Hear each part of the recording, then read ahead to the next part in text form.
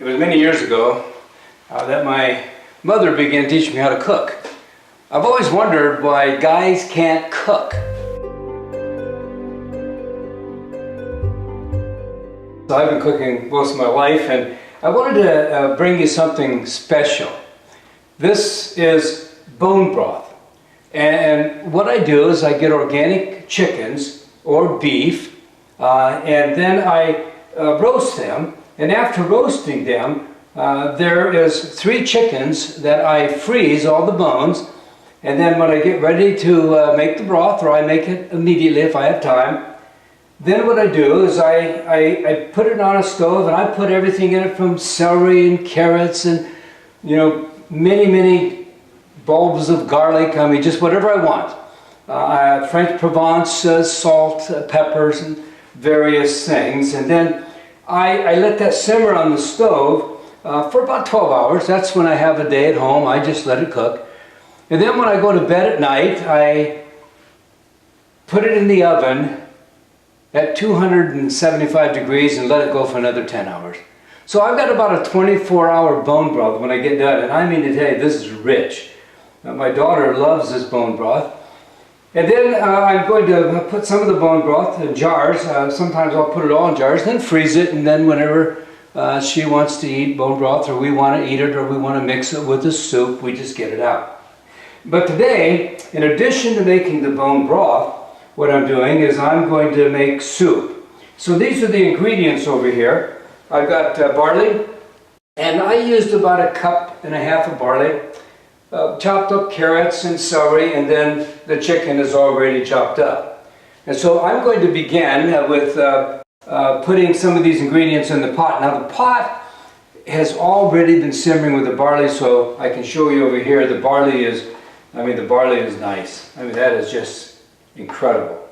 And so the next step is to just get my burner back up, and I'm going to put in the carrots. I don't want the carrots too soft. Now what I did with the barley is I cooked it for about 45 minutes. And so there's the carrots, and we'll put in some celery, and we'll let that cook for about probably 5 minutes. This reminds me of when I was on the farm growing up as a kid. It was such a delightful experience. I think back on it. My fondest memories are when I was growing up in those tough times with little money, but we had a lot of love.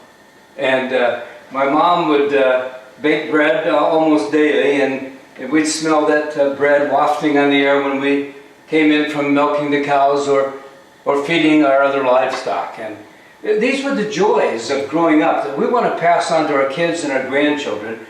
And so I learned to cook from my mother. And I can't understand why men say they can't cook anything. I think cooking is fascinating, and this is going to be an incredible soup. And as you can see, I've got a full pot of soup, and this is one of the larger Le Creuset. I also have a ceramic pot that I cooked it in the oven in, and that was a 10.5 quart, so I can get a lot of ingredients in. And then I need to mention that when I got done making the bone broth, I strained it. So I strained out everything, threw everything away when I was done, and I ended up with this pure broth. And so what I'm doing now is making this barley chicken soup in a pure bone broth. And it is absolutely delicious. So you'll have to try some of this with me. I'm going to let this cook for 4 or 5 minutes, then I'll put the chicken in, and that's it. And then I'll put it in jars and freeze it, but we're going to take some out for lunch and dinner, and probably lunch again tomorrow. So I'm going to put the chicken in. This came from the roasted chickens, and this is a full pot. So here we're going to have wonderful soup. Wow. You wouldn't want to let this boil over, it'd be all over the place.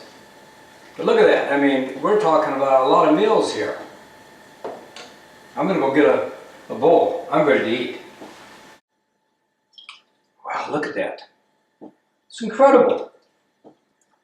And here we have, I mean, just a incredibly appetizing soup that is nutritious. You talk about health. They say that bone broth is one of the healthiest things that you can possibly eat. And now it's made into a soup. Enjoy it. And one last thought. Do it to taste. Learn to just cook to taste. And when you like it, that's the best place to be.